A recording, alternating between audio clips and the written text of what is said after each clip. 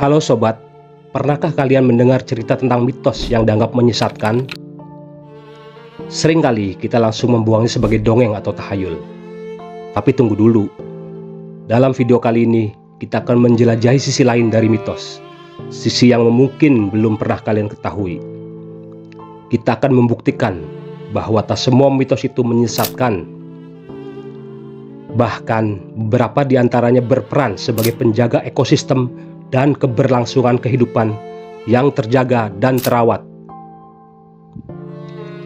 Kita sering mendengar tentang kemajuan dan rasionalitas sebagai kunci pembangunan. Namun, adakah sisi gelap dari kemajuan tersebut? Video kali ini akan mengupas dampak negatif ketika mitos yang seringkali menyimpan kearifan lokal tentang pelestarian alam dilanggar karena pengaruh rasionalitas dan kapitalis.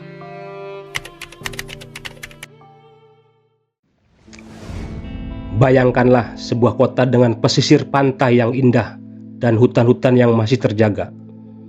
Di sini banyak mitos turun-temurun yang hidup berdampingan dengan masyarakatnya.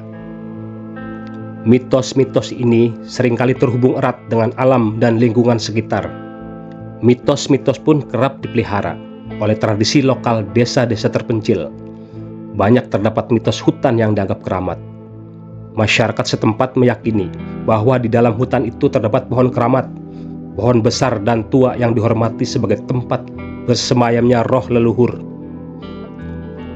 Mitos ini melarang siapapun untuk menebang pohon di hutan tersebut, apalagi pohon keramat.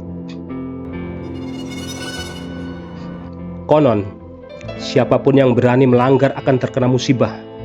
Mitos yang dijaga sebuah desa di lereng gunung telah dipercaya turun-temurun. Generasi terdahulu percaya pada mitos tentang roh gunung atau roh leluhur yang menjaga keseimbangan alam. Mereka meyakini bahwa menebang pohon di kawasan tertentu akan mendatangkan bencana. Mitos ini selama bergenerasi menjaga kelestarian hutan. Namun, seiring masuknya perusahaan pertambangan dan pemikiran rasionalitas yang sempit, mitos tersebut dianggap kuno dan tahayul. Demi keuntungan ekonomi, hutan ditebang habis-habisan. Demi hausnya hasrat para kapitalis yang serakah, pohon-pohon besar yang selama ini menjadi penyangga tanah, penyimpan air ditebang tanpa ampun. Akibatnya, bencana alam tak terhindarkan. Tanah longsor dan banjir bandang menerjang desa, menghancurkan rumah dan kehidupan masyarakat. Keuntungan ekonomi yang didapat perusahaan tak sebanding dengan kerugian yang dialami masyarakat dan lingkungan.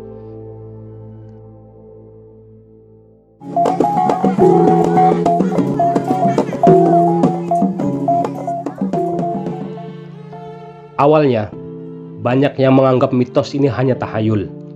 Kini seiring berjalannya waktu, terbukti bahwa mitos yang dipelihara tersebut justru sebenarnya adalah cara kebijaksanaan orang-orang terdahulu guna melindungi hutan dan penebangan liar. Hutan-hutan tersebut tetap lestari, menjadi paru-paru desa dan habitat berbagai satwa.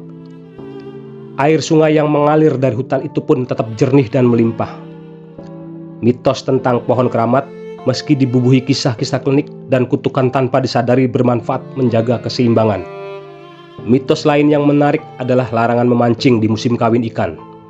Masyarakat pesisir pantai meyakini bahwa jika nelayan tetap memancing saat musim kawin, hasil tangkapan mereka akan berkurang bahkan nihil.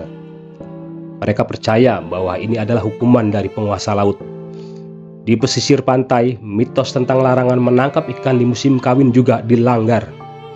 Teknologi perikanan modern yang canggih dikombinasikan dengan ambisi keuntungan membuat nelayan menangkap ikan secara berlebihan dan ugal-ugalan. Populasi ikan menurun drastis. Beberapa spesies bahkan terancam punah. Ekosistem laut terganggu, mengancam mata pencaharian nelayan itu sendiri di masa depan. Keuntungan sesaat mengorbankan keberlanjutan sumber daya alam. Sebenarnya, larangan ini memiliki dasar ilmiah. Memancing di musim kawin akan mengganggu siklus reproduksi ikan, sehingga populasi ikan akan menurun. Mitos ini tanpa disadari telah mengajarkan masyarakat untuk menjaga kelestarian sumber daya laut. Mereka menjaga keseimbangan alam sehingga mereka tetap bisa mendapatkan hasil tangkapan yang cukup untuk keberlangsungan hidup mereka. Nya ulo-ulo, nya beripo, nya begoroma, simak singgit panto puna ambang. Di daerah pedesaan, ada ritual sebaran, sebuah upacara yang dilakukan untuk memohon kesuburan tanah. Masyarakat akan menaburkan benih padi ke sawah sambil berdoa. Mitos mengatakan, jika ritual ini tidak dilakukan dengan hikmat, maka panen akan gagal.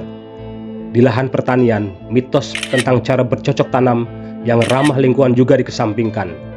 Demi hasil panen yang melimpah, petani menggunakan pestisida dan pupuk kimia secara berlebihan. Akibatnya, tanah menjadi rusak, tercemar, dan kehilangan kesuburannya. Hasil panen jangka panjang justru menurun, dan kesehatan masyarakat terancam. Keuntungan ekonomi sesaat justru merusak sumber kehidupan jangka panjang. Mitos ini mengajarkan pentingnya menjaga kesuburan tanah. Ritual sebaran, selain sebagai ungkapan syukur, juga menjadi pengingat akan pentingnya merawat lahan pertanian. Masyarakat diajarkan untuk menjaga kualitas tanah, menggunakan pupuk organik, dan menghindari praktik pertanian yang merusak lingkungan. Jadi, tak semua mitos itu menyesatkan. Banyak mitos yang ternyata menyimpan kearifan lokal yang luar biasa, yang mengajarkan kita untuk menjaga kelestarian alam dan keberlangsungan hidup. Mitos-mitos ini berperan sebagai penjaga ekosistem, mengajarkan kita untuk hidup berdampingan dengan alam dengan penuh rasa hormat dan tanggung jawab. Kemajuan dan rasionalitas memang penting, namun tidak boleh mengabaikan kearifan lokal yang telah diwariskan turun-temurun. Mitos-mitos tersebut seringkali menyimpan pengetahuan tentang keseimbangan alam. Pelanggaran terhadap mitos yang didorong oleh kepentingan ekonomi semata akan berdampak buruk bagi lingkungan dan keberlangsungan hidup manusia. Kita perlu menyeimbangkan kemajuan dengan pelestarian alam. Mari kita lestarikan kearifan lokal dan bijak dalam memanfaatkan sumber daya alam. Kalian punya cerita mitos serupa dari daerah kalian? Berikan komentarmu dan bagikan video ini agar lebih banyak orang menyadari pentingnya menjaga keseimbangan alam. Sampai jumpa di video selanjutnya.